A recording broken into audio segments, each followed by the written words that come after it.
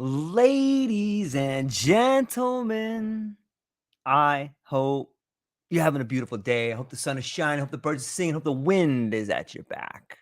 I hope you take a moment to think about where you are between two thoughts, whether you're Joseph Campbell or Perry Knoppert or George Monty, whatever you're doing right now. I hope you take some time to take care of yourself because that is where the path forward lies. I want to introduce to you today and maybe tomorrow. Who knows when you're listening to this? Whenever you listen to this, I'd love to introduce to you an incredible individual. And this is going to be an intellectual voyage, I'm hopeful. It's guided by the innovative mind of the one and only Dr. Octopus Perry Knoppert, the luminary founder of the Octopus Movement. He's not just a leader, he is a visionary navigating the seas of nonlinear thinking and cognitive diversity, steering us toward a world where the extraordinary capabilities of atypical thinkers are embraced. In the currents of our manifesto, Perry introduces us to a realm where nonlinear thinking, multipotentiality, and neurodiversity converge. The Octopus Movement is more than a coalition. It's a global force challenging the conventional, urging acceptance of diverse talents and fostering collaboration among specialists and nonlinear thinkers. We're going to underscore that later. Perry's philosophy resonates through our 8-armed mascot, the octopus, symbolizing resilience with 3 hearts, 3 hearts, 3 hearts. Intelligence with 9 brains. I'm not going to say it 9 times. Adaptability. Yes, now I have to. A 9 brain, 9 brain, 9 brain, 9 brain, 9 brain, 9 brain, 9 brain, 9. Okay, I did it. Fair enough. Yeah. See what you did to me? Like, yeah, I got these problems. Okay. With independent arms and a uniqueness with alien-like DNA. It's an invitation to join a movement where, like the octopus, we thrive in uncomfortable waters, test multiple paths simultaneously, and adapt swiftly to change. Perry, thank you so much for being here today. Shout out to the Octopus Movement, all the founding members, all the ambassadors, everybody in the Octopus Movement.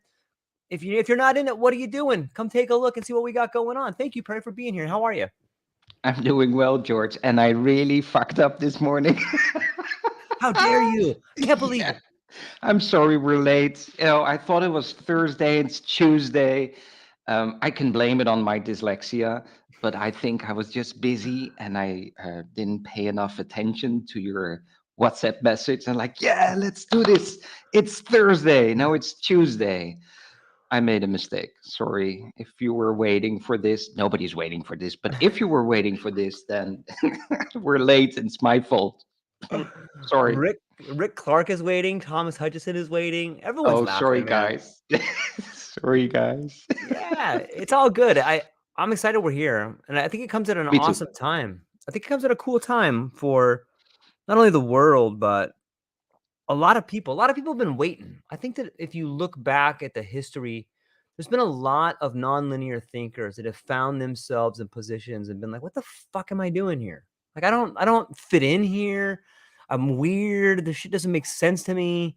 People like me, but like I can't fucking stay here anymore." Like, thank you for bringing the others to a place where we can kind of be together. Like, it's pretty amazing, man. Is that how you feel about it? Was there some sort of draw that made this thing happen for you? Maybe you could break that down for people who may not know. Yeah, that's how I see it as well and feel it as well. And it's a difficult journey, George, because there's something and you don't know what it is. So yeah, we've been waiting. Shit. That's so funny. What am I doing here? Right? There's some weird shit going on. Yes.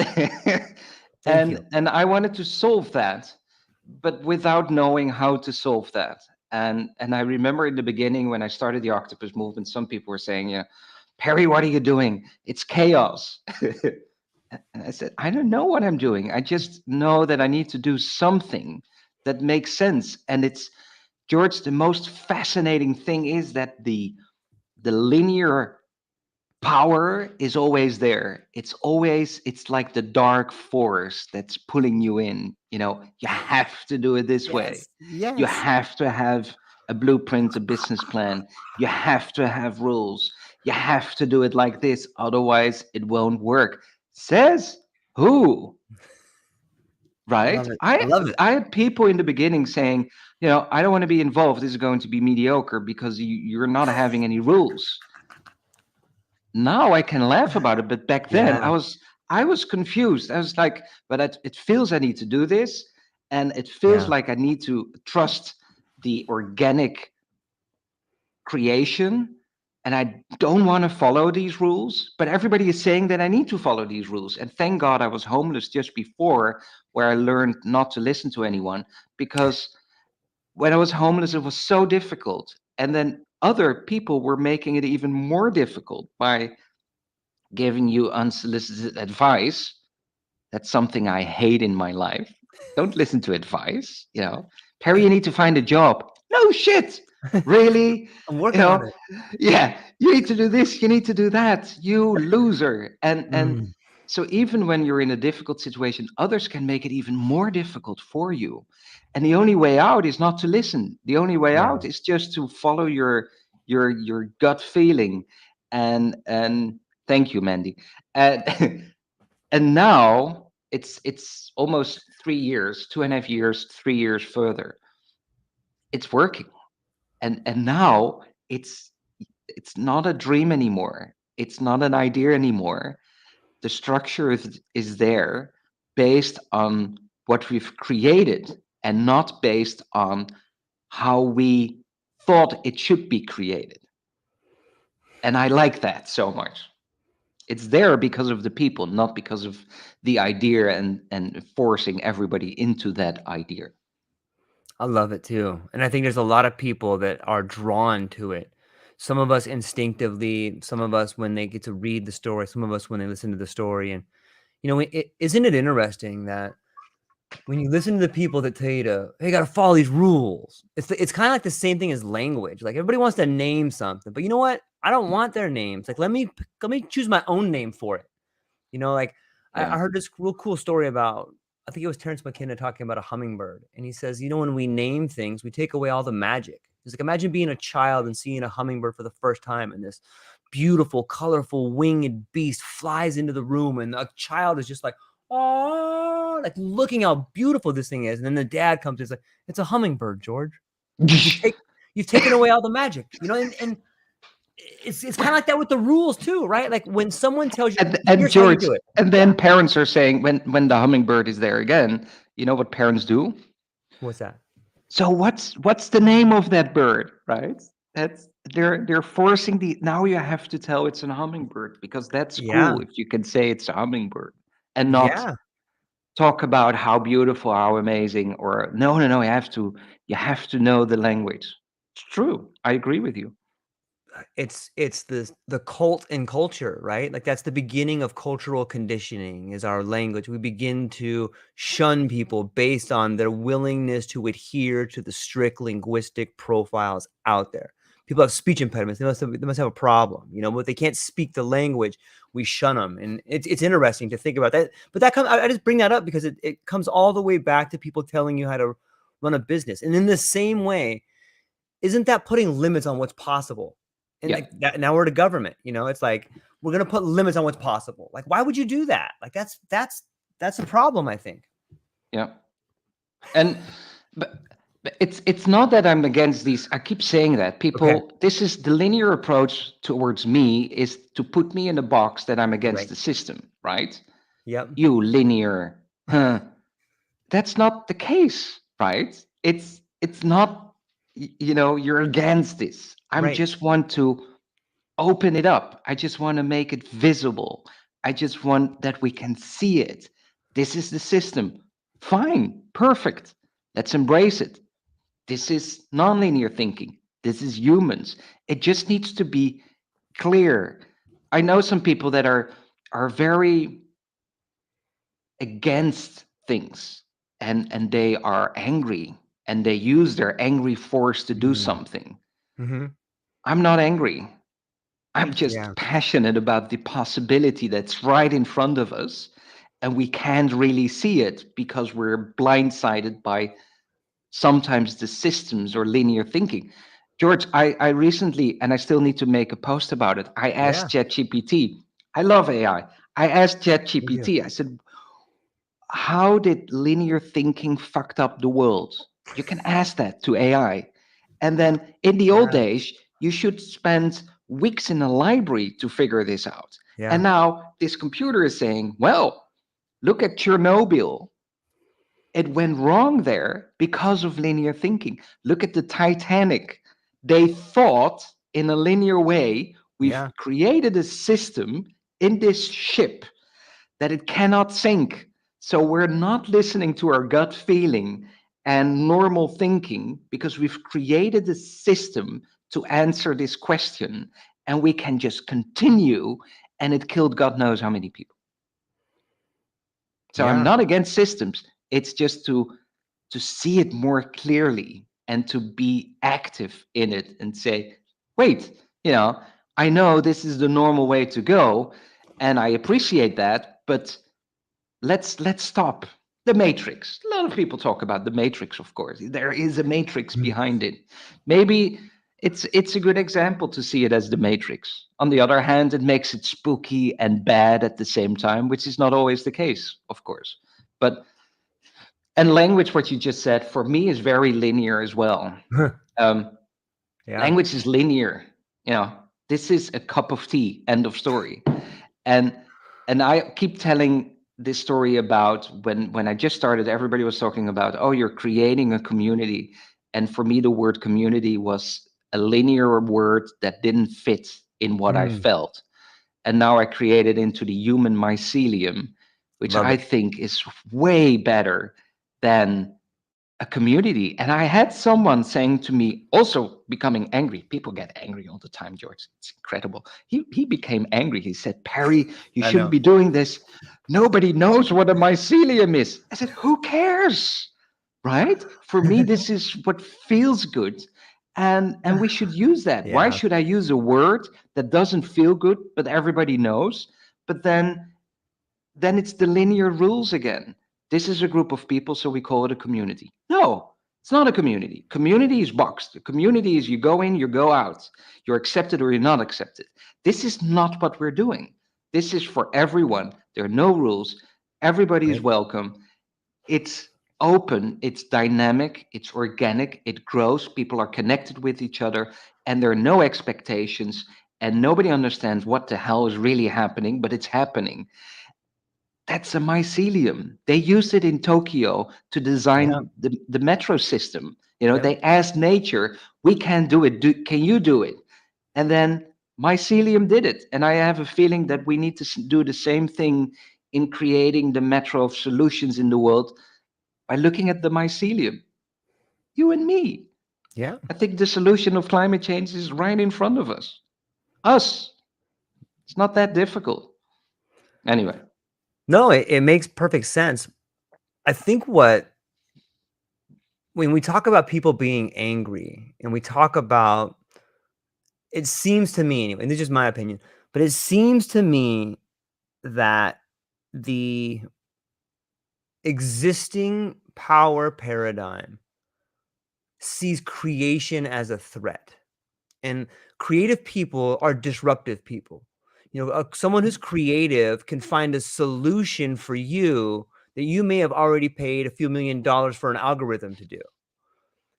A creative person may figure out that one of the smartest people running the company is wrong. And now these egos are involved in there. Because I see a lot of creative people getting pushed out of places where like they would really do a lot of great things for people. But I think that is the anger. I think that people in existing, even books or theories, like if you look at Darwin or you look at different theories that were put out there, a lot of the times we push creative people out of the way because we don't want them to disrupt what the fuck we got going on already. Who cares if yeah, they're right? You know what I yeah, mean? And on some level, I think nonlinear people have found that the same way that there is a sort of perverse localism, I'll call it. So too is there a perverse localism against nonlinear thinkers on some level. But that's why I think this community is growing. There's so much creativity. When we had the meeting today, shout out to Michelle, who has a great program for wisdom keepers out there. Like everyone should go check her out. However, I think there's a lot of bias out there. What's your take on creativity as a problem for the existing paradigm? Okay. With why do people love linear thinking? I think that's the answer. And Okay. I was reading this research paper of the Institute of Economic Affairs. Can you imagine? They figured it out. Okay. They figured it Awesome. out. I love to So hear it. the problem is this: chaos. Chaos is absolutely wonderful. We're having a cool conversation today thanks to chaos. I was Yes. late. I didn't have my normal morning routine. I messed up, and there's energy and there's fun and it's unexpected and it flows even better. It's thanks to chaos. Absolutely. But chaos for many, many, many, many people, most people, it's scary shit. Why? Oh, Chaos, you're not in control. You don't know what's gonna happen. We should have done this interview on Thursday. No, I'm not prepared, right? perfect. And I need to be prepared. But I want to be myself. So Yes. I don't need to prepare because you want to parry with the conversation and not a prepared parry, Yep. like this is what I'm going to say and whatnot. So people are desperate in knowing what will happen in the near future and the distant future. It's so important for them. Mm. Why? And this research paper figured it out. Why? And I love that. To make a very long story short, they don't want to look at their own mental state. Mm. If you're in control, you don't have to have that conversation with yourself. What the fuck am I doing? Why I am responding this way? If you're in control, you are not having any difficult conversations. You think this is wrong. That's bullshit, of course, Yep. because you always have difficult conversations and you have anxiety, you have stress. It's there, and we're trying to keep it away from us. But maybe same with the linear and nonlinear thinking and the systems. Maybe it's not against systems. Maybe it's not Right. against stress. Maybe it's not against chaos. Maybe you have to embrace it. And you need to understand the science of yourself. So you understand what the flip is happening in my brain when something happens and I can deal with it. What happens when I lose everything? What happens? Do we die, people? No, we don't die. When you lose your Mercedes Benz, it's okay. You survive, right? And that's the problem. And that's not what I'm saying. This is what the research paper is saying. People don't like innovation.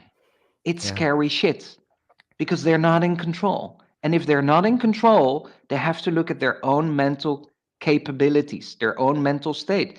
They want to go there. They don't want to go there. They don't want to talk about it. They don't want to talk about that. They don't want to talk about it. That's how scary this shit is. People That's go funny. to people go to retreats, right? People want to be in control. So they are going to work, on themselves. And they're going to a yoga retreat in Bali.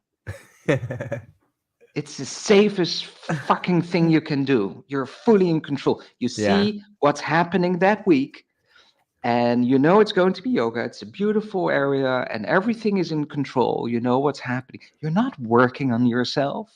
You're just telling yourself, I'm doing something good for myself, but I'm still fully Yeah. in control. You tell other people, look at me, but my mindfulness, I'm working, so hard on myself, and I'm reading books and I'm doing Yeah. yoga. Read the book that scares the hell out of you. Read the book that you see and you think that's bullshit. Read the book that doesn't appeal to you. Then you're learning something. Then something is happening. But that's the problem with linear thinking. And I'm not blaming you. First of all, everybody is a nonlinear thinker. You're a baby, you're a nonlinear thinker. NASA did the research. They were searching for the most brilliant minds in creativity during the space race. They wanted to go to the moon. Let's create some cool stuff here, and we need creative minds. 3 to 5 year olds were the creative minds, George. 98% of them, Yeah. 98%. Yeah. 98% of the 3 to 5-year-olds are brilliantly creative. And then they did the research at adults. They interviewed 280,000 adults with the average age of 31. Linear language, people find is important, right? That it's really solid. So that's why I'm giving these numbers.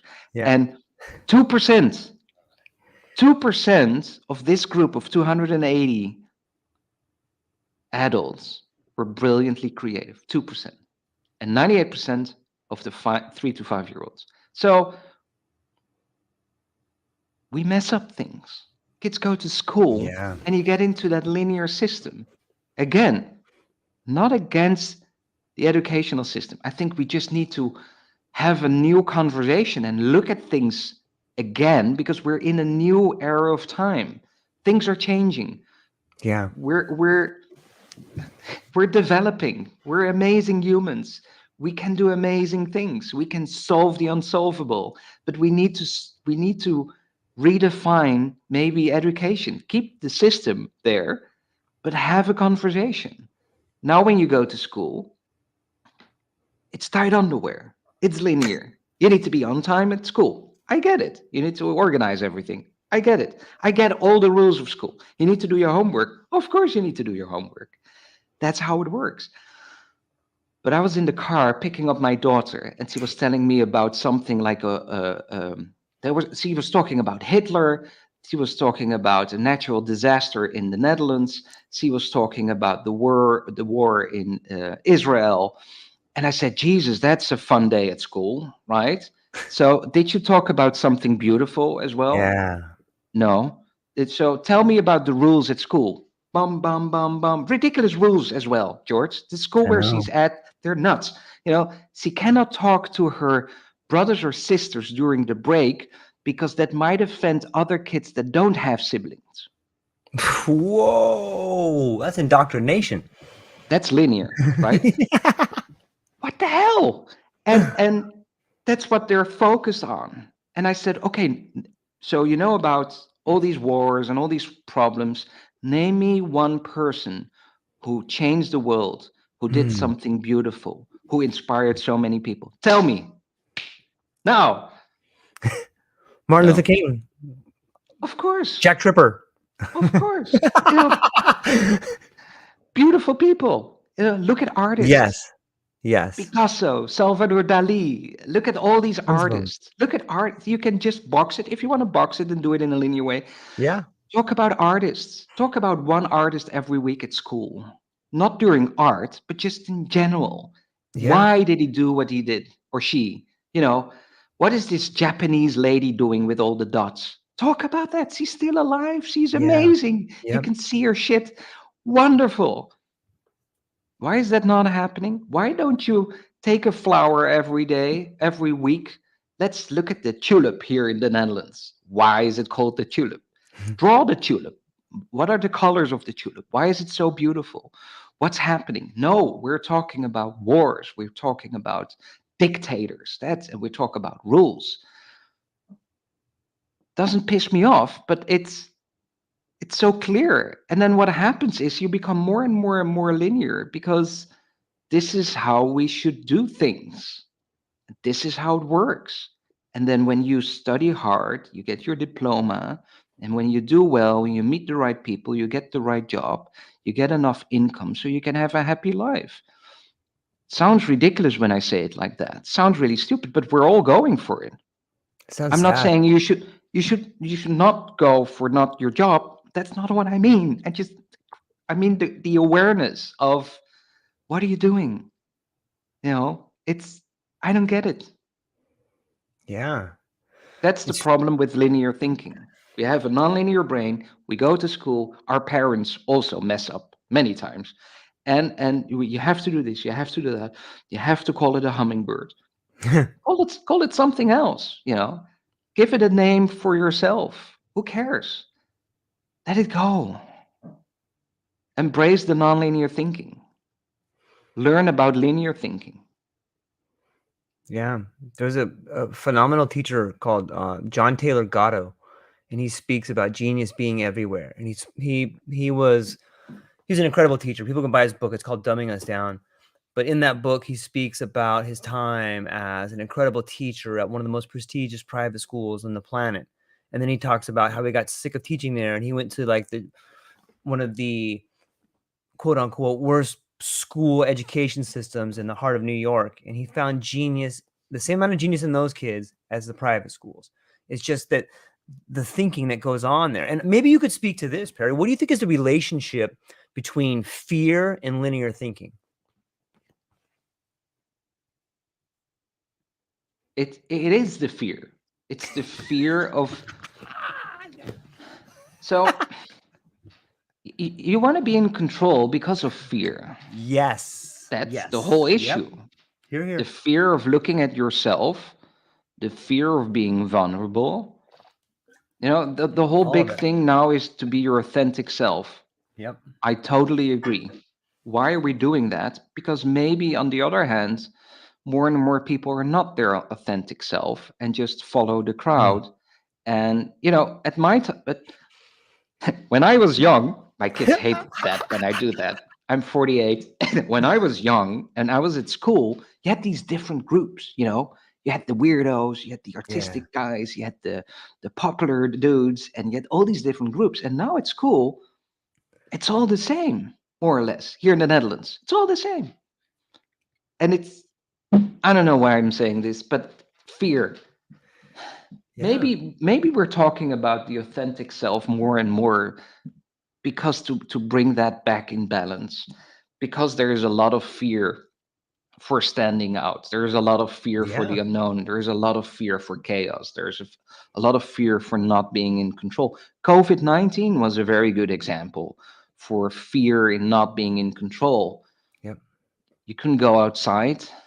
You were not allowed to go to the office. So all these linear thinkers that drive to the office every day, and that's the way to go, and they're happy with that. Then COVID came and they had to stay at home and work at home. People were freaking out. Like, I can't do that. And then they were at home with their kids. And they were freaking out because they were at home with their kids. That's the sentence, George. Yeah. They were freaking out because they were at home with their kids. And they thought it was difficult. Their kids, not someone else's kids. Their kids, right? And you saw that some people were creating creative solutions, right? And going with their musicians online on Zoom and create awesome things. And you saw people that were freaking out and, you know, being very scared and creating conspiracy theories to escape that fear of the unknown. Yeah. Awesome. I think that there was going to be books written on the shift that happened at that time. I think a lot of people that I know came to the conclusion, like, what the fuck am I doing with my life when that happened? It's like, I'm here with my kids. I'm here with my family. Like, I have everything. You know, for me and a lot of other people that I know, it fundamentally changed. It was the wake-up call that you had been waiting for, praying for, hoping for. Like, the fuck am I doing? I'm working 80 hours a week for what? For fucking money?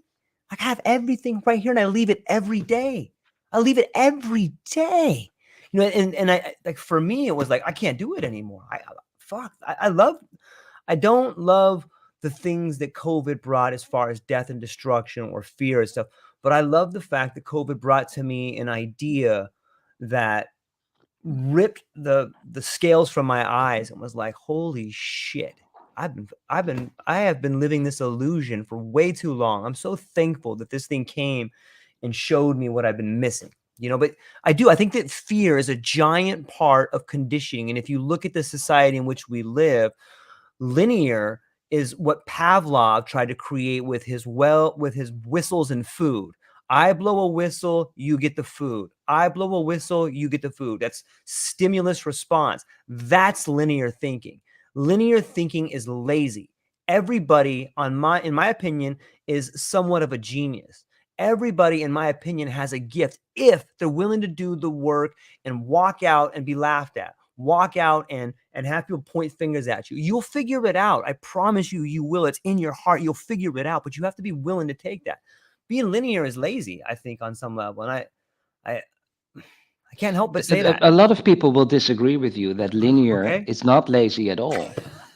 It's no, Why not? it's because it's a decision you make to follow that linear path that allows you to go where you want to go and live in the house you want to live in and have the holidays you want to spend.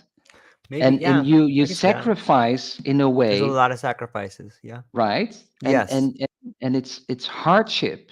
And I cannot think about, all these employees having fun and going to the office every day, that it's joy every day. And you cannot say in the morning, it doesn't feel like working today, I need to do something else and I will work at night. There is no flexibility in where you work Yeah. with a lot of linear job. I can imagine that people are enjoying this every day, but still they do it because they took the decision to follow this linear path and to be present for their family and to take care of their family and sacrifice that. And I respect that as well. So in that viewpoint, I disagree with you that it's not lazy at all. It's far from lazy. It's There's a lot of difficult. sacrifice. It is difficult. It is difficult. I'm probably projecting onto it my ideas because I'm upset with I'm upset with I'm upset with it. So how could I not project on it? It is Yeah. hard when you sacrifice your time of people you love to go work for somebody else. That's a giant sacrifice. But on some level, if I was to back up my point, I would say that's because of fear. People are doing these things, they're making these sacrifices, not because it's the right thing to do, but because they're afraid to do it. They're afraid what will happen if they don't do it. Yeah, but they're also conditioned that way, George. That's Yes, yes. education with parents in school. This is how we do it. This is what you need to do. Okay. And I follow the rules, which is fine. I follow the system. The system is not helping in that perspective either, right? Not at all. You need to do it that way because if we all do it that way, it works. I agree, it works. But For how long? Right? are we That's the question. creating something really beautiful? Are we not, destroying the planet? Are we good for humanity? Are we taking really good care of each other? Are we Look at homeless people. I've been there. Yeah. It's awful, George. And what do we can solve this in a Yep. second. We're not doing it. And that makes me sad. It's not Why? that Yeah. difficult. Why aren't we doing it? What do you think? Why? Well, I think it's because of the linear systems. When someone thinks about a homeless person, think Right. about it. You do it as Yeah. well. Everybody does it. Okay. Yeah. Homeless. Here we go. Homeless. Start thinking. What do Okay. you see? What do you see, George? The problem is the language. They're not homeless, they're houseless. Yeah. Home is a you know what I mean? Like it's already in the language, it's embedded in the Ex- language. exactly. But we see, when we think about homeless, we see someone who's dirty, Yep. someone who smells, someone who Yep. has a problem, Probably someone mental who disease. might be Yeah. addicted to drugs or whatever. It's all problems.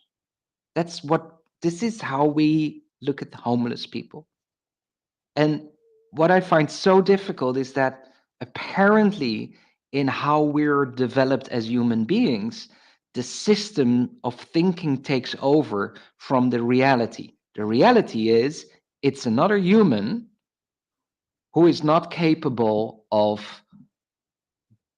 you know, being where they should be.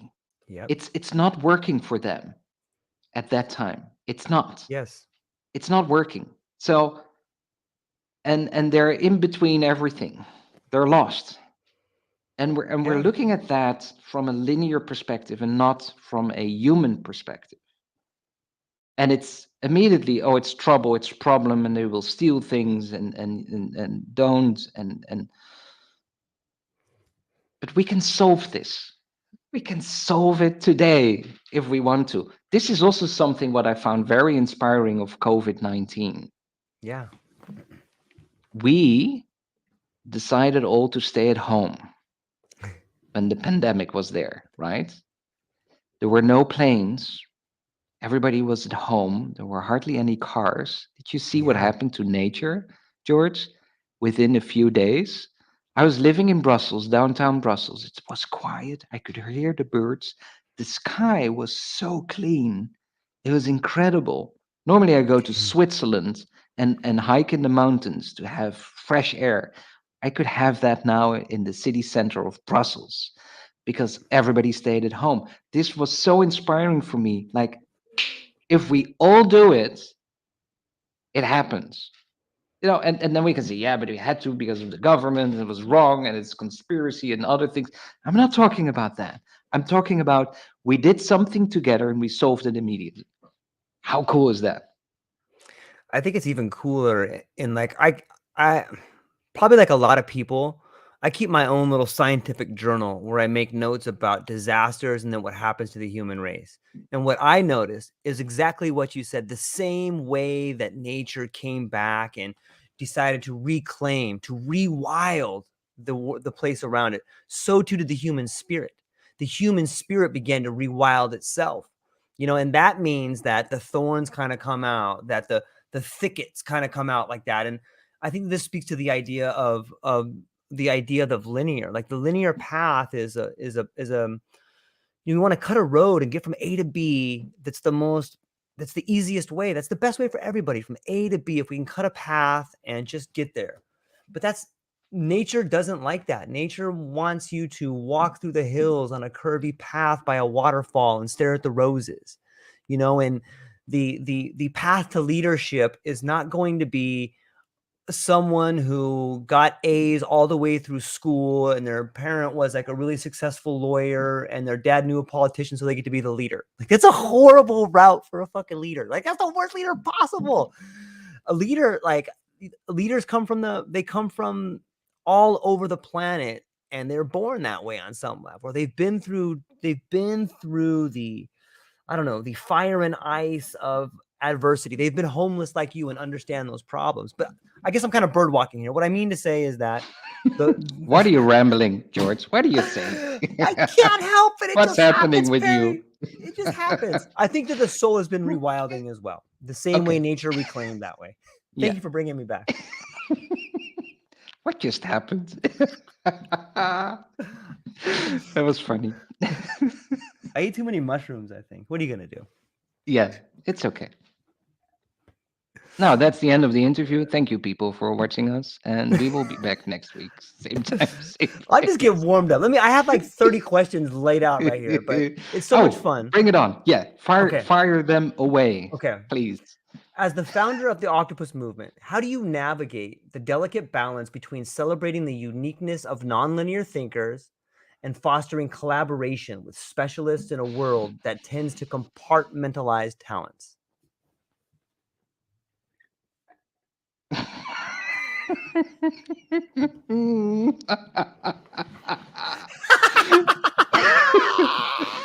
What kind of question is that?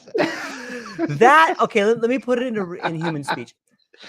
As someone who has a foot in both worlds, Perry, how do you help people that are from the linear world understand the value of nonlinear thinkers? Like, how do you bridge that gap?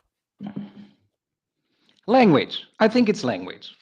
It's very simple. If you want to solve a problem, you need different thinking. End of story. Right. So, who is saying this? Joe Dispenza is saying this, right? Yeah. Our thoughts are the same thought. 90% of our thoughts are the same thoughts every single flipping day. Right? Right. So here you go with your company, and you're doing things, and you're giving yourself targets, because that's what we do in a linear way. We need to achieve this. Right. We need to go there, and you're not going there. And then, okay, we have a management meeting. we're not on target. Something is going wrong. We need a solution. And I'm like, oh shit. So you have 6 managers who are all thinking the same thing every single flipping day. Right. And you're going to ask them, come up with an idea. No, it's not working. Okay, let's hire a creative person. And then we go to a different location and we wear something else because that helps us. Normally we go to in a suit to the office, but then we go on Friday afternoon to a different location, and we're wearing our weekend outfit, so we're a little bit more free in our thinking. And then let's think about how we're solving this. Well, same brain, different sweater, so it's not working. You have the same thoughts every day.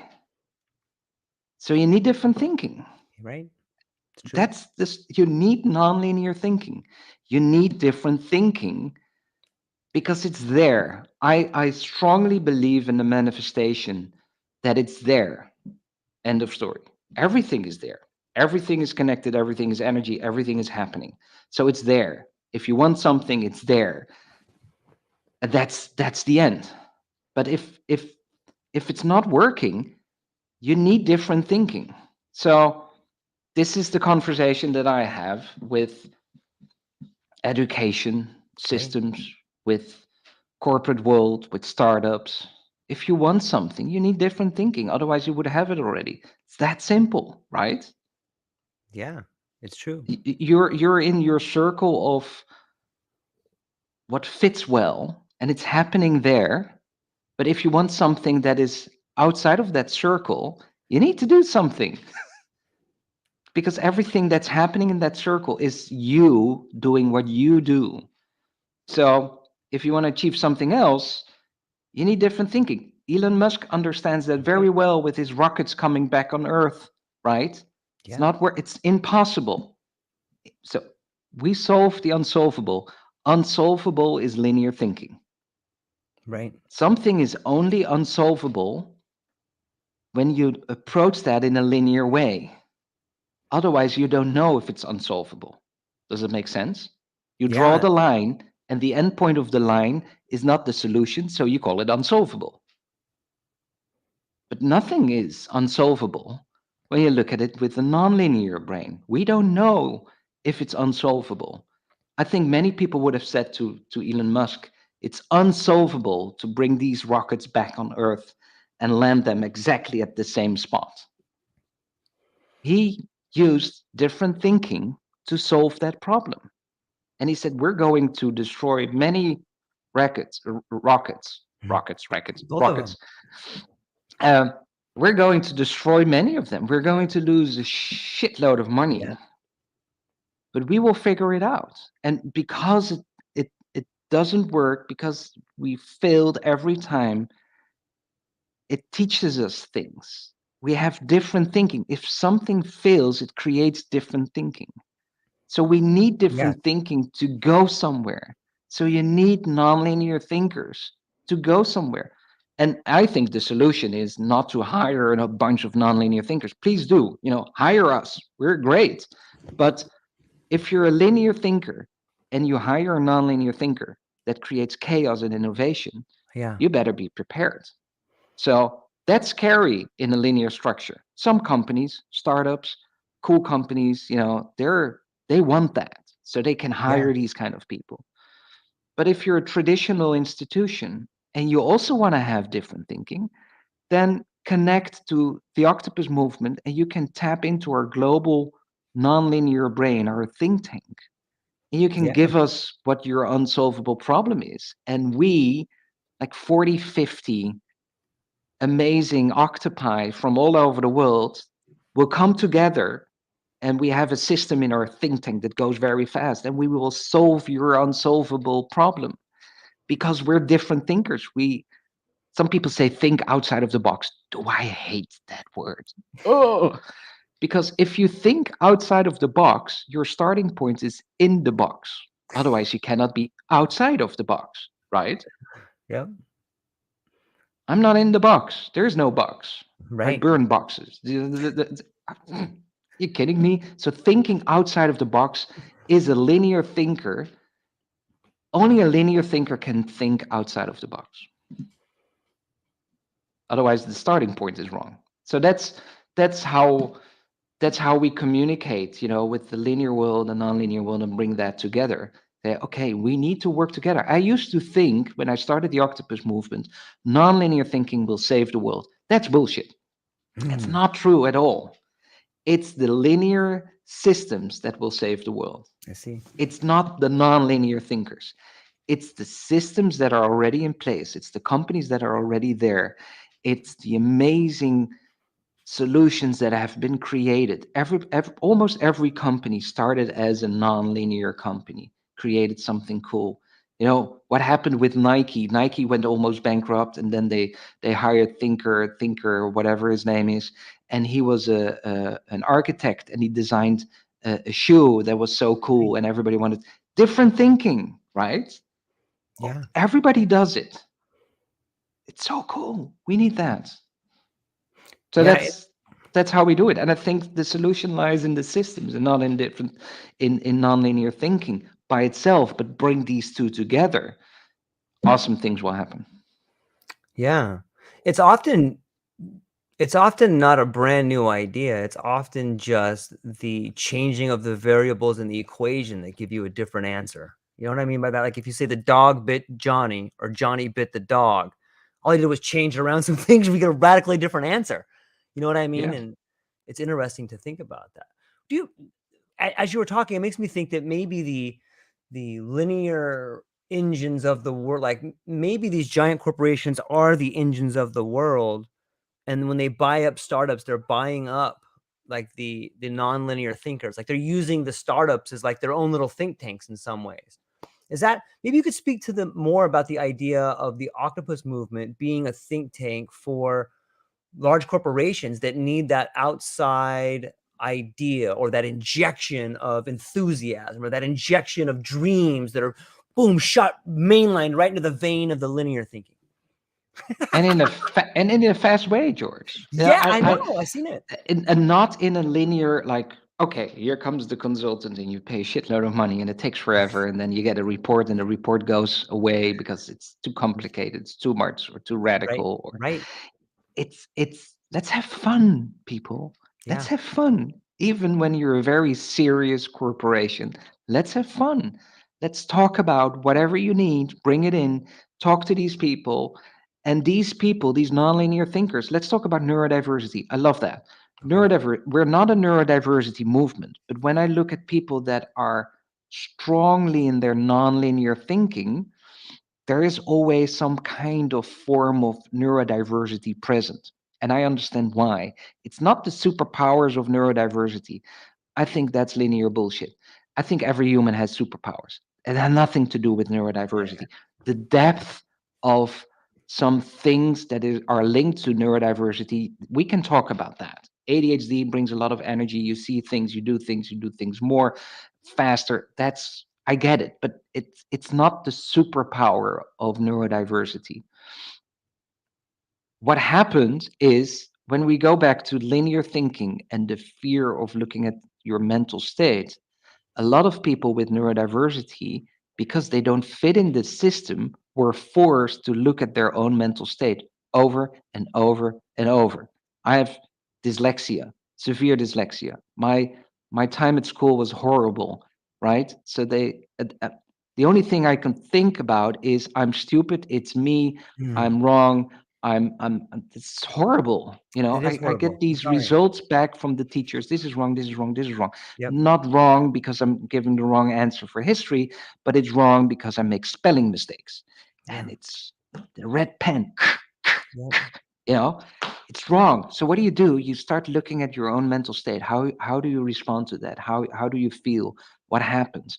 So it creates the linear system, created nonlinear thinkers out of people with neurodiversity, because we're more capable of looking at our own mental state better than neurotypical people, where they're not being challenged to look at their mental state.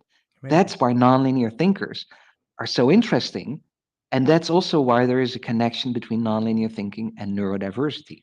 I'm not saying linear thinkers shut up Right. thinking. I'm not saying that nonlinear thinkers are people with neurodiversity. That's not what I'm saying. I'm just saying there's a correlation there. Something is happening there, right? This Yeah. explains Yes. why some people cannot escape their nonlinear thinking in the daily life. It's thanks to what they have learned as someone with neurodiversity to allow chaos a little bit more, to look at Yeah. themselves more into their mental state. And and that's the link with neurodiversity. It's not about superpowers. Everybody has superpowers. It's ridiculous. We have to hire people with neurodiversity because they have superpowers. Oh, fuck off. No, everybody has superpowers. You just have to find them. You just need to know what it is. It's wrong to think that, okay, I'm now talking in circles. This is ridiculous. You know what I mean. I do. And It how brings cool is it for big companies to tap into that? Right? yeah. You don't have to Yes. reschedule your whole management team or your employees. You can just tap into that global nonlinear brain and explore what it is. And then what happens is you explore what it is and you see, oh, this is cool. This is different thinking. Then it allows within your company, maybe it allows different thinking to come back because at least 20% of your employees have neurodiversity. At least 20% of your employees are very nonlinear, but they're forced to stay very linear because that's the system in your company. But you have these thinkers in your organization. So I just Yes. hope when you tap into our global nonlinear brain, something triggers and you see what's happening, then you might be thinking in a different way. And every time I get interviewed, people say to me, so, what do you want to achieve? I want to achieve that there is a nonlinear manager in every company, Yeah. organization, government, Yeah. someone who can press the button and say, I stop the system now. Yeah. Let's reorganize for that person, that client, whatever. Yeah. And then when it works, the system goes back on. And it's that simple. It almost sounds contagious to me on some level. Like if you think about the aspect of someone, be it a corporation or someone with a problem, going to a a different culture. It's almost like going to another culture and asking, "Hey, I have this problem," and you go to this other culture and you ask them, and they give you back a whole different answer than you thought was even possible. And in some ways, when you get that answer and you bring it back to your people, it does change the way they think. It helps them snap outside of the because a lot of the times what happens is like an echo chamber. When we're taught all the rules, we begin thinking the same way we're conditioned. So when you inject a new idea into there, you inject a new pathway for people to start thinking on some level. What do you think about what do you think about Oh, wait, yeah, before you go to the next please, question, I want please. to write down what Jeff is saying. I like that. Yes. Jeff, Yes. thank you. So I'm writing this down. I think All it's right. really Yeah. cool. Keep Keep linear linear course course. by using Huh, non-linear thinking. brilliant. Right? Yeah, phenomenal. Maybe I we should like talk that. about it. Like, how can that, like, since it's up right there, how can that be used in? What do you think about that off the top of your head? Well, I think it's very much linked to the beauty between thoughts. This is this is Well something said. that I'm so excited about. It's, people will ask me, so, what is nonlinear thinking? I can't answer that. What is linear thinking? I can answer that, right? Linear thinking is like a pendulum going from left to right, and that's the only movement that's possible, and it's adding second to second, and it creates minutes. That's linear thinking, right? So, Yeah. what is nonlinear thinking? The other thing. Um, and in order to and I like that the linear course is your linear path where you want to go. And maybe we are now in a time of life where focus is no longer the biggest asset. People would say if Mm, you focus, you get there. You yeah. focus in a straight line, you forget about everything, and you get there. The problem only is with focus. We see this, companies doing this focus, shareholders' value is the focus. So in this focus, we're destroying the planet. In this focus, we're destroying human beings. In this, I don't get it why we're creating products in this world that are causing cancer. Hmm. Teflon, everybody knows this story. Yeah. So why is every single flipping pan I see in the shop, frying pan, why still does it have a Teflon layer that when you heat that very high, and you do that because it's a frying pan, it's not a cooking pan, you're not boiling rice in it. That's true. Why are we still selling that? Because we're focused on shareholders' value. Hmm. We This is where we want to go, and maybe we can grow the company if we start using nonlinear thinking and say, okay, Teflon was very cool. That was a very cool invention. Wow. But we've learned that if you fry your steak in Teflon, it kills you. So we need to solve this problem, right? Yeah, totally. So we need nonlinear thinking to keep the linear course of that company and keep growing and keep sustaining a cool future for your employees, for your whatever, the whole culture around your company. You want to keep that in balance. So you need nonlinear thinking. You need that to keep going. Because if you just focused and you don't care about the other things and you don't see them, we can't go on like that, George. We can't. This is just one simple, you know, one simple little thing. But look what linear thinking, it created the whole climate change. We know what's happening and we're not doing anything. Yeah. You and I spoke previously about Ian McGilchrist's work about left brain, right brain. Yeah. Do you think it's possible that what we're seeing is just a natural evolution from sort of a left brain linear thinking to more of a multi-potentiate, to more like maybe that's what's happening. Maybe that's what this awakening is all Yeah, about, is people maybe. beginning to Yeah. see it like that. Yeah. I It's hope so. possible. Me It's too. well, it's happening in my world, but who the hell am I? My world is very small. So that's also interesting because of the algorithms, Yeah. right? Yeah. It's so cool. It's what you see, you think that's your world because the algorithms are helping you to show whatever you find interesting when you're on Yeah. social media and whatnot. So Yeah. that's your world. Um, yeah, I find that always fascinating. What do we really see? What's really happening? So what I'm seeing is not something you're seeing, maybe, or someone else is seeing. Am I seeing the same things as a very not as a very linear thinker who has everything under control, beautiful house, swimming pool, a good job, pension, everything is well organized, working every day, happy. He or she sees the world totally different from me, thanks to the algorithms, thanks to everything, thanks to your own algorithms, everything. That's why we need to use nonlinear thinking to keep a linear course. I like that, Jeff. Well done, Jeff. That was it was well said. Perry, Inspiration. Yeah. it is. It really is. You have, if you look back to where you started, and now you have a documentary coming out. We should talk about that. Like, how are you?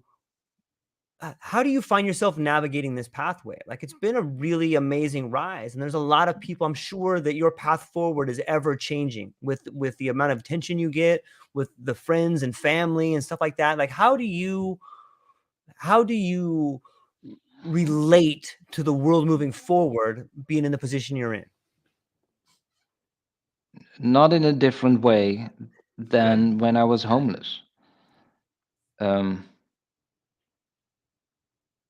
yeah, I don't know how to answer your question. I don't know. How do I relate to everything what's happening? Yeah. Like, has it It's changed from being no, homeless? no. Do you think that That's that's yeah. interesting. That's Yeah. fascinating, right? Because Yeah. It kind of is. we think everything changes, but it's the same with growing older. I don't know how it works with you, but Yeah. I live in a 48-year-old system, but my thinking is the same as when I was 21, right? There's nothing changing. The things that are changing is there's more knowledge. I've read Mhm. more books. I've met more people. So you become wiser. Yes.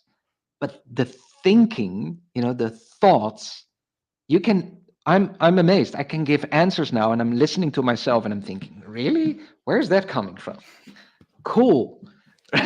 Am I saying that? Yeah. But it's still the same person. And I think this is the same with success. It doesn't matter. But it's interesting because it opens doors. People want to talk to you. It creates possibilities of doing things, Mhm. what you always, dreamt of. It's easier to connect. That's a difference. Because in the beginning, I never wanted to um, convince people. I when I was homeless, I made a few rules with myself. Mm. I wanted to be me again. No crazy expectations. I have to do this and have to do that in order to be happy. I just wanted to be an artist, just wanted to be myself.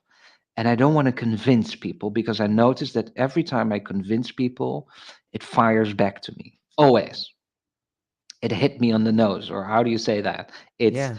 it's always a problem. And I was very good in convincing people. I'm not doing that anymore because maybe that's karma, what everybody is talking about. Don't convince people because it will circle back to you like a boomerang.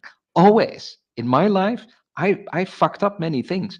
It's really stupid. And Yeah. trying to convince in order to get what I want because I thought that would be good for me because that would create an image that I needed. Bullshit. No, it's this is me. I have nail polish. I'm I have dyslexia. I make mistakes when I write things. I'm happy. I have too much energy. I love people. I see good in every single human being. I find them all fascinating. I forget to do things. I fuck up things in my calendar. I just missed a meeting with Howard just now. Like, oh shit, something. My life is a mess. I forget to pay bills sometimes. That's what I do. Sorry. And did it now change because I'm now doing something that really suits me? No, not really. Just It surfing the wave. Yeah, it's a great analogy. It's a great analogy to kinda go with life. What about this new documentary you have coming out, The Beauty Between Thoughts. Is it interesting to I think it was Samuel Clemens who said that the written word is the carcass of the spoken word, but it speaks to the idea of different modalities of language. And you have been speaking to a lot of different people. How is it now? Like, do you perceive your message different now that there's a documentary out there, or does it shift the message at all on some level? Or what do you think No, about it that? becomes more clear. I think Yes. what we Okay. do, what we now have in the move. Okay. So in the beginning, I was saying, I don't know what I'm doing. I just want to have 1 billion nonlinear thinkers together, and we will solve some problems. That's the start, right? Okay. Right. And now we have a human mycelium of nonlinear thinkers solving the Yeah. unsolvable for a sustainable future. Bang, very linear, but it's very clear, right? Yeah. And some people might say, well, human mycelium is not clear, nonlinear thinking is not clear, but for me, this is clear. Right. So it's always been there, but now the language fits. And I'm super excited about the title, The Beauty Between Thoughts. It fits so well what nonlinear thinking means. Because I'm asking people now, the trailer is out, you can see Yeah. the trailer. The movie will come out in February, in a few weeks, 3 weeks time or something. Um, so then you can see the documentary. It is about nonlinear thinking, and it is about how nonlinear thinking can solve the unsolvable. And it's about my life and what I did, and they're filming me, and I'm rambling about all kinds of stuff. And hopefully in the documentary it triggers something with you. But that's the beauty between thoughts. I'm so excited about it because I can ask people now. I found the language to ask them, where are you between thoughts? And if you're able to answer that, you're immediately in the emptiness between thoughts. And when you're in the emptiness between thoughts, you are in nonlinear thinking. And I'm so excited about it because I couldn't explain this for 3 years. I remember so well when I had the discovery for myself, I'm a nonlinear thinker in a linear world. Now I get what's going wrong. I said to my girlfriend, "Yeah, I get it now. It's so clear to me." And she said, "What?" And I said, I can't explain. I can't.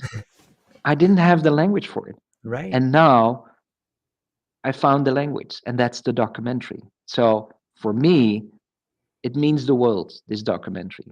It makes me cry, it makes me emotional, it changes for me everything.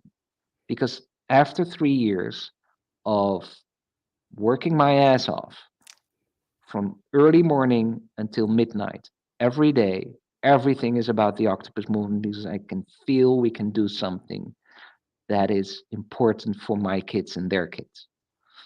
And now I found it's there. Thanks to the documentary, I found a way to use linear language to describe what I was talking about at my girlfriend's place when I said, it's so clear to me now, but I can't describe what it is. And now I can. It's the beauty between thoughts. It's the emptiness between thoughts that is nonlinear thinking that creates everything, George. That's where the creation comes from. That's what creativity is. That's what innovation is. That's what language is. That's what all of a sudden pops up in your mind. And like, that's it. That's what love is. Let's talk about the most beautiful thing. That's what love is. It's the beauty between thoughts. That's when we fall in love. It's the emptiness between thoughts where we can feel the connection so strongly and we go nuts. You know, that's it. That's it. And I'm so excited about it. And now, and I, thanks to the trailer that is out there now, I'm asking people, where are you between thoughts? Share us your space between thoughts. And people are sending me their answers, and I'm asking them to send a selfie with their eyes closed. This someone did that for me. So I didn't create anything. So I got a message from someone who saw the trailer and he shared his beauty between thoughts with a selfie with his eyes closed, like I'm there. And I thought it was so beautiful that I started asking everybody to do that and to send it. And we share that on the Instagram account and the Facebook page of the documentary. I send it to the documentary maker and film the musician Tijn van Gimst. He's a young filmmaker, awesome dude. He's 20.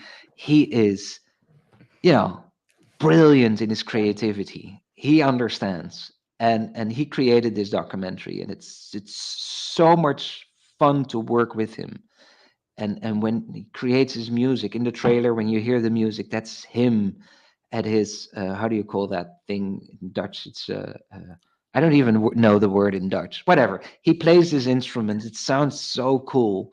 It's so beautiful. And then someone sends me a picture with their thoughts and it triggers. That's the nonlinear way to go. You can think in a marketing way. How are we Right. going to create something around this documentary?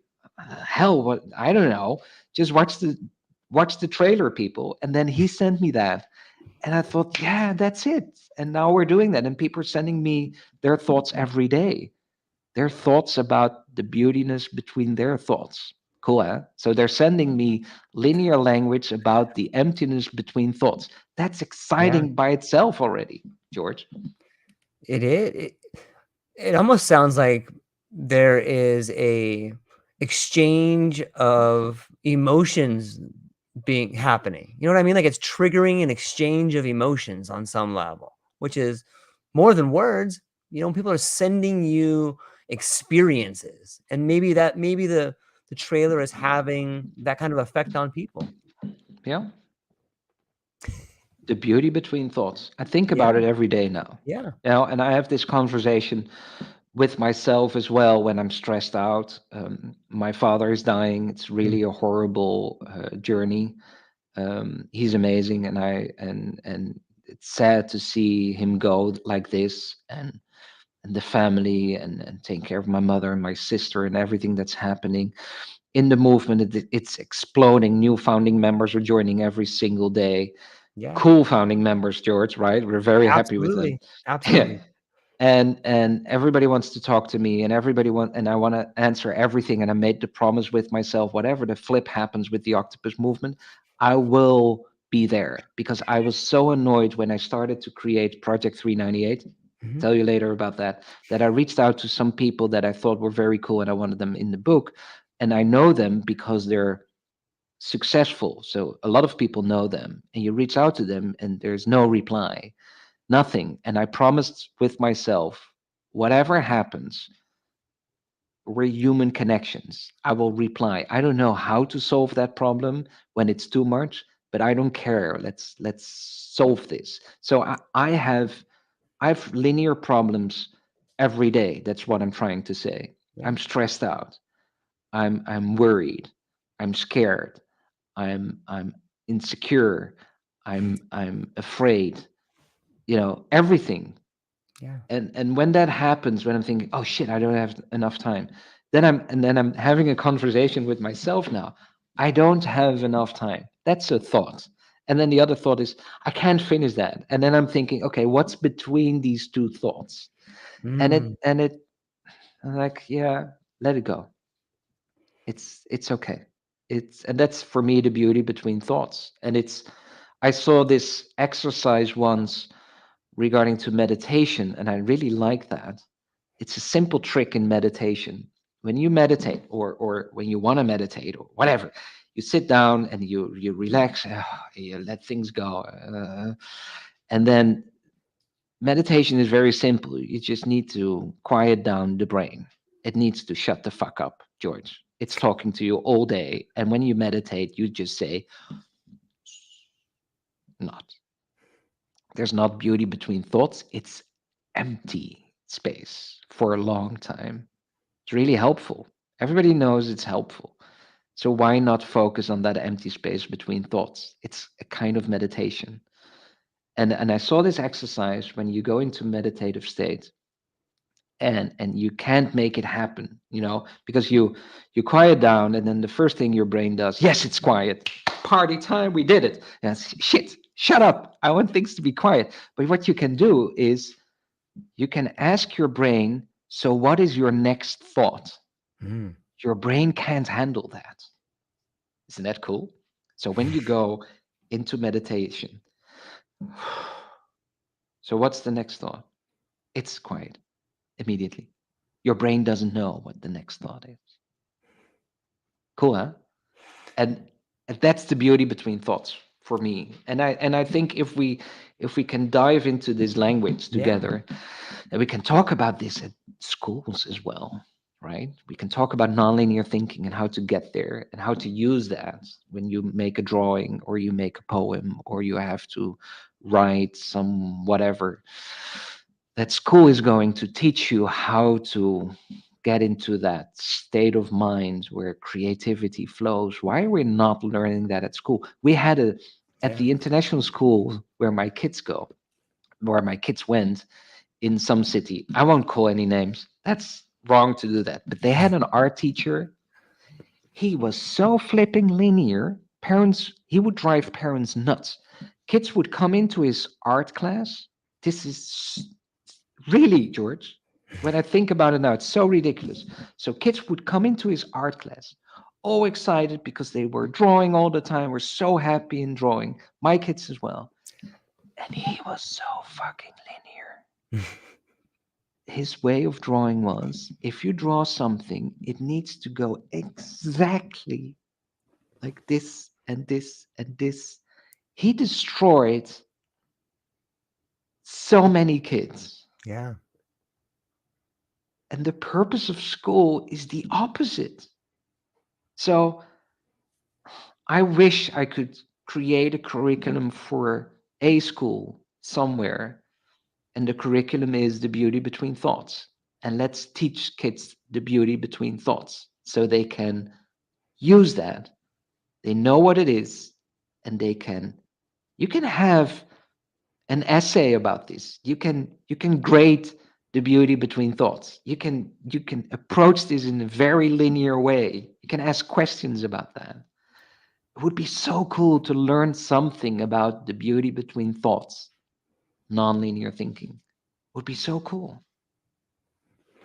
Yeah, I agree. I think that there's a imagination is way more important than almost anything else. How can we create a better future unless we can imagine it? And I think imagination starts at a young age like that. When is the so we know that the trailer is already out there. You can see the links in the show notes, but it's going to come out in February. Is it going to be where can people find it, or when is the launch date? I have no idea. So the artist is editing at the moment, Okay. All right. and we're doing that together. So it's so much fun for me. I've Yeah. always wanted to create a documentary. So we're doing this together, and he's awesome. And he likes to use my nonlinear thinking, and then he sends me something like, how does, and like, yeah, that's it. Or, wow, it would be cool if we could trigger this in a different way, or whatever. um, it's coming. It's coming in February for sure. People will be able to watch it. I don't know how. We're talking to different people. So the trailer triggered a lot, and Yeah. there's even a company in LA interested in looking at the rights in the documentary, and it should be on Netflix or not. I don't care. You know, it's our artwork, and it will be out there. Where they can find it, we will let everybody know. Um, if Netflix doesn't want it, or Apple TV, or all of I don't care. It's going to be out there, and at least at YouTube, so everybody can see it. Um, and it's going to be an experience. The beauty between thoughts. It is what it is. And Thomas was just saying before this, who can say to have a think tank with 30, 40 people discussing the linearity of time? We did that in our previous think tank. We had a think tank about time, what is time, and we love to do that, create these kind of think tanks, not solving any problems, but just rethinking things. What is time, and how does it work? So that was Thomas saying that, and Thomas is a think tank member. I'm always happy with his thinking because he has different thinking, and he's an amazing dude. He Um, is.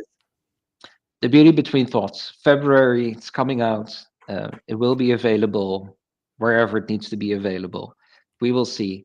Um, it's going to be beautiful, interesting, and for me, this is for me a huge thing, really huge.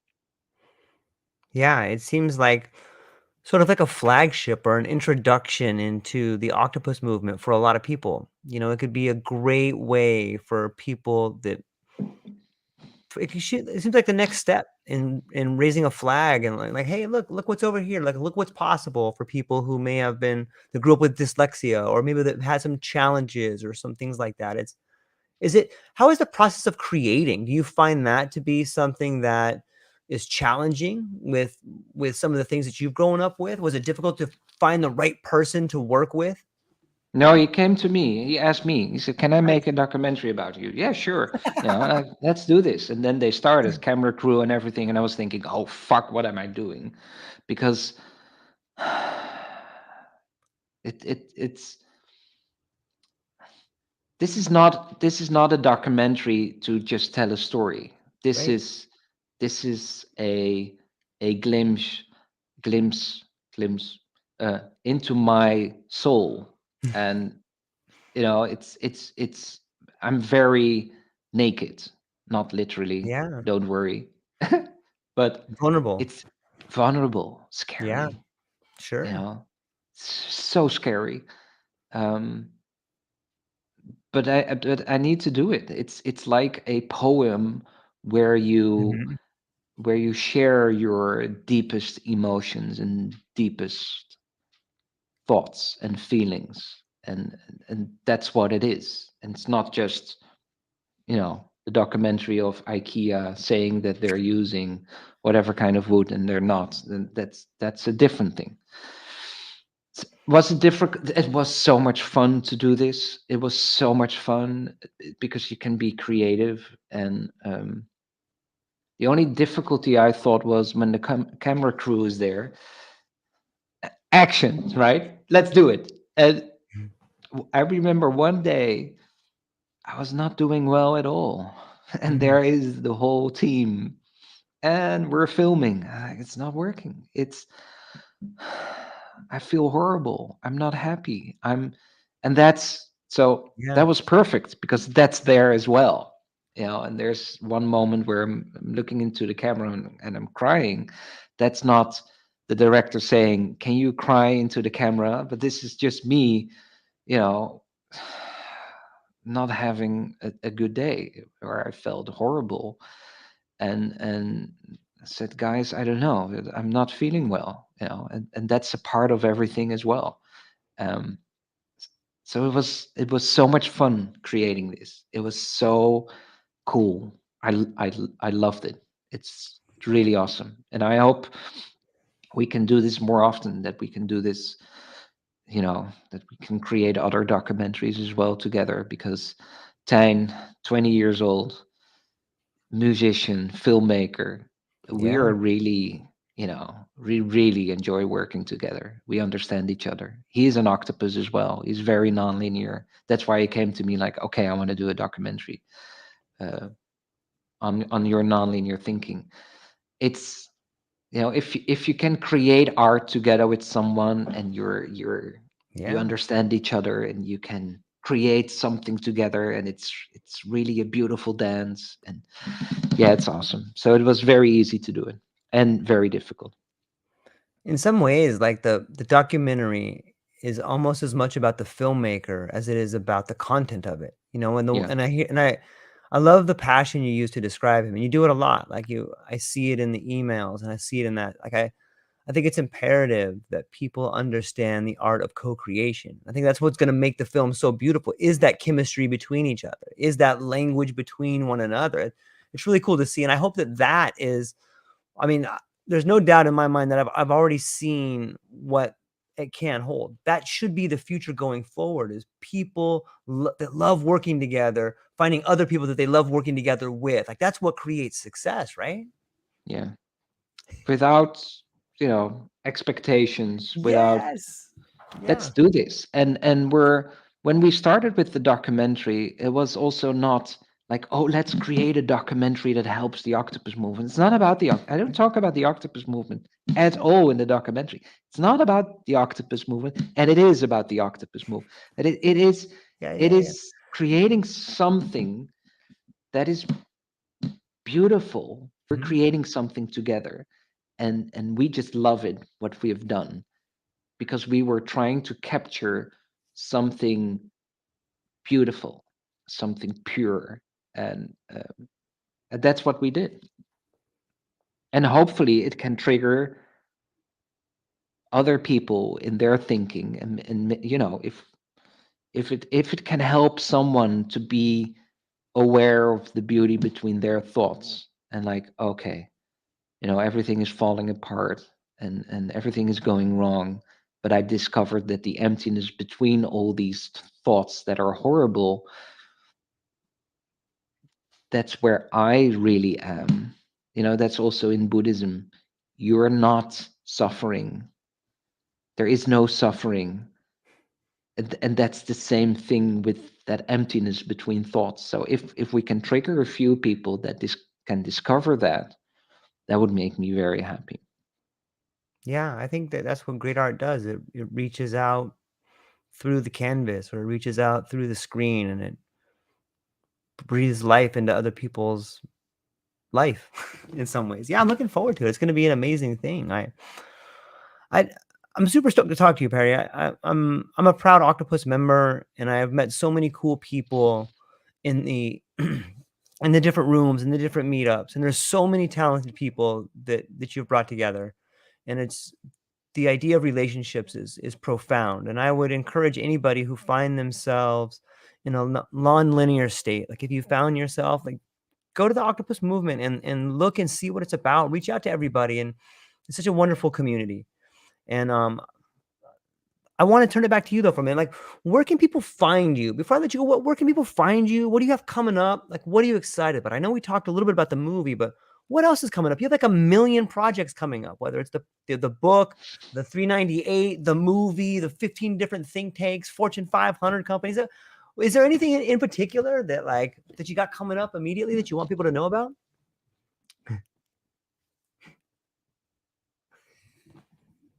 Well, I'm most excited about the fact that we're solving the unsolvable, and I'm so excited about the fact that I can feel that we're going to solve something very important very soon. My linear thinking now says you shouldn't be saying that because then it means it's not there. It's funny how that works, right? But this is how I feel, and maybe we're it's happening. So what am I most excited about? Everything and nothing. It's not a specific project. Yes, the movie. That's very important to me. The book Project 398. It's an art book with 398 nonlinear thinkers in it. Yeah, it's so cool because it's going to have a website and an exhibition with the book. And when I ask people to be in the book, I ask them to fill out the form, and I want to know all kinds of stuff, right? And I'm going to color code all the different information. So as a visitor on the website of Project 398, you can follow the color green, and then you can read all these stories and see all these people, but you have no clue what the color green means. So maybe the color green means they all have a podcast. I don't know. But you can't read that in their stories because the story is about just a nonlinear story. So this art project for me is so important because it creates also that nonlinear space where, okay, I'm following green, so it needs to mean something. Yeah, it means something, but you will never know. It will freak people out, I'm sure. And they will follow the color green thinking, okay, what do they have in common? I want to find it. I'm pretty sure I'm getting messages then. I know what the color green is, right? It's going to be a party. It's going to be joy, and it's like a game, but I'm very excited about that. And we have a few plans for the people in Project 398, what we were going to do.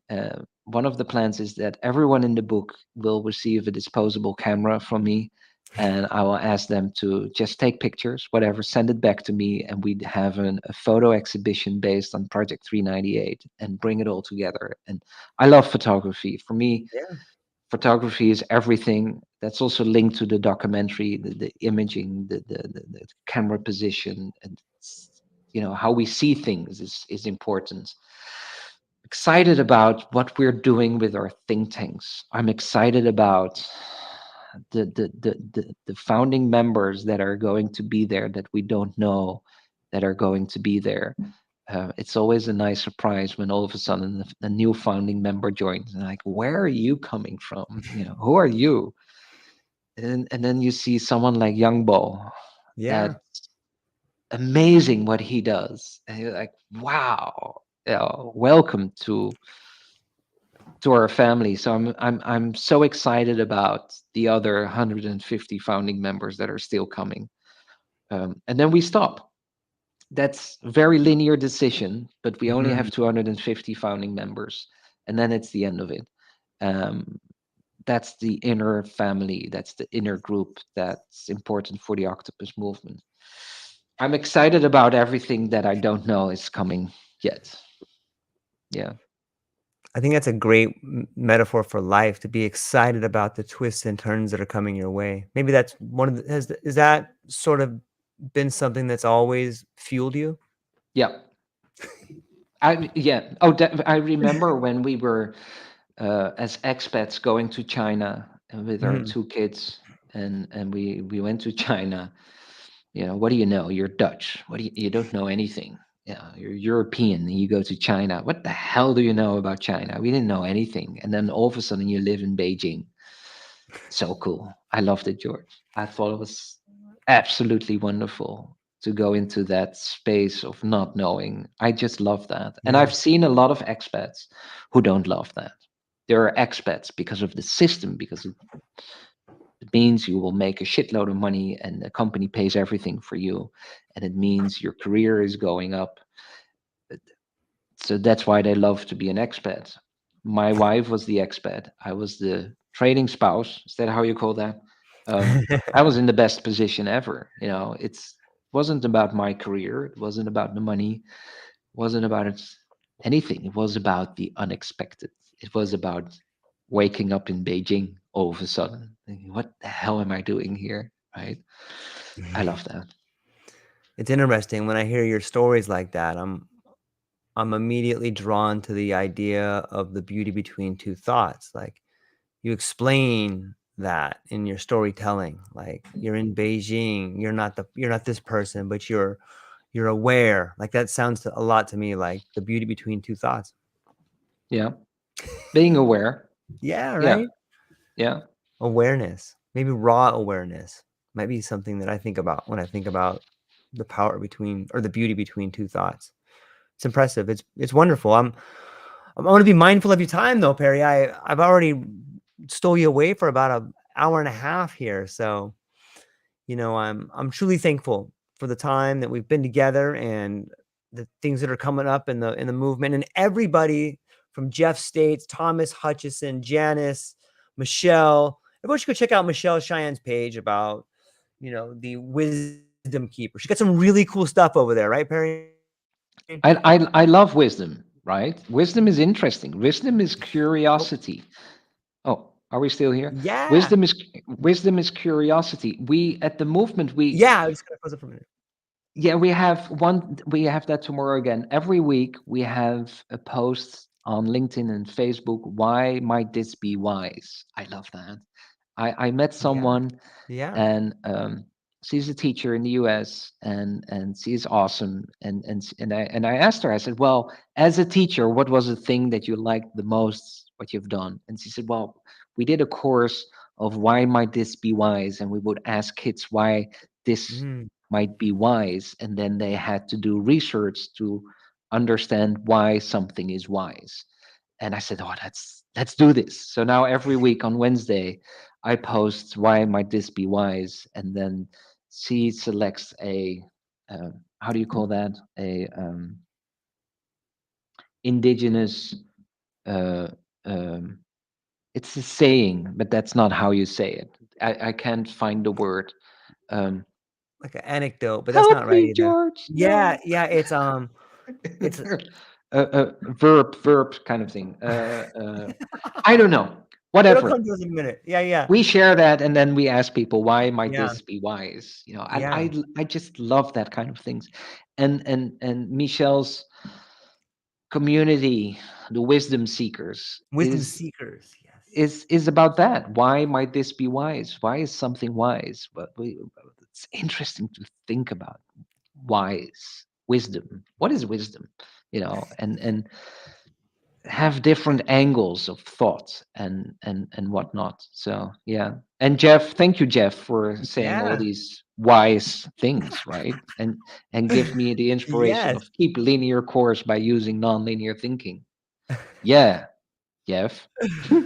I So love many that. cool people. Yeah, me Yeah. too. It's inspiring. But I'll just keep talking to you if I don't let you go right now. So but I really am thankful to everybody, to all the Octopus Movement people out there. Thank you so much. The community is amazing. If you find yourself out there and you're listening to this and you're interested, go down to the show notes and check out the documentary. The trailer will be in the show notes down there. I guarantee you're gonna watch it. You probably watch it like 5 times. It's mind blowing, and it's cool to see the way in which the nonlinear mind is sort of permeating the world in which we live today. So let me shoot it back to you one last time before you go. Is there any last words you have to say before we say goodbye to the people? Yeah, you were asking me where can people reach you? I never answered, but Yes. Oh, yeah, please. go to the octopusmovement.org, go to thebeautybetweenthoughts.com, go to pickmyneuroDiverseBrain.com, go to LinkedIn, go to Facebook, go to Twitter, go to no, not Twitter, not whatever. I'm everywhere. If you just search for the Octopus Movement, you will find me. And I strongly believe in the human connection. So if you want to have a conversation, if you're thinking, okay, I want to talk to this dude with this horrible Dutch accent, and I want to have a one-on-one, you can book me on Yeah. pickmybrain.world. You can find me there. Love that platform. And then you can just book me for 20 minutes and we're in the Zoom call together. And let's connect and let's discover and let's find wisdom or work together or create something together or whatever. So you can find me there. Um, and if you want to know more about the Octopus Movement, send me an email or info@theoctopusmovement.org. It's all very simple and straightforward. Just let us know what your thoughts are. And if you want to answer the question, where are you between thoughts? Share that with us so we can post your selfie with your eyes closed and your answer to the question, where are you between thoughts, on the Instagram page and Facebook page of the documentary. Or don't do anything and just say, that was fun. Thank you, Perry. Have a nice life. That's also fine. I would recommend everybody do it. Go book the 20 minutes. That's what I did. That's how I met you. You and I had a really That's cool chat. true. Yeah, that Yeah. was true. And if Yeah. you want to be in the think tank, you become a member of the Octopus Yep. Movement. It's for free. Register on the website, and then you select, I want to be a think tank member. And then, cool, you're in the database, you're in the system. And then every time we have a think tank, you get an invite. Like, hey, we're thinking about this. What do you think? Are you joining us? Is it the right time and space to do it? And then you're there. And if we do something in a think tank for the Octopus Movement, like rethinking intelligence, Mhm. download that white paper. It's on our website. We did a whole 2-hour session on what is intelligence, and then we write a white paper about it. And your name is on the white paper because you were in the think tank. It's because of you we've created this white paper. Join the think tank. Or not, just swim with the other octopi or just lurk in what we're doing. It's fine. Yeah. I can't recommend enough how many cool people are there and the ideas that come out of it, and just swimming around over there is really amazing. So, ladies and gentlemen, I hope that you have a tremendous day. I hope the world continues to sing for you. Do yourself a huge favor. Check out the Octopus Movement. Check out Perry's new documentary. The link will be in the show notes in there. And that's all we got for today, ladies and gentlemen. I hope you have a beautiful day. Hang on briefly afterwards, Perry. I'll speak to you shortly afterwards. But to everybody else, aloha. Aloha.